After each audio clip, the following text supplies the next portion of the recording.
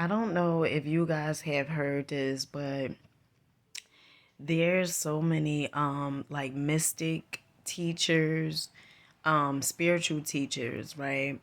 And majority of them say the same exact thing, right? About being like the pendulum, okay? And I'm reading The Mystic Path to Cosmic Power by Vernon Howard, okay?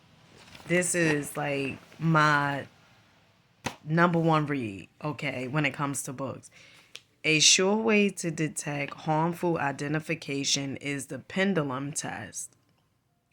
Whenever we identify with anything we think is exciting, we sooner or later swing back to the opposite feeling of boredom. Identification with excitement is always followed by an unhappy reaction. Miss Jones has great fun at the party. Next morning, she feels depressed.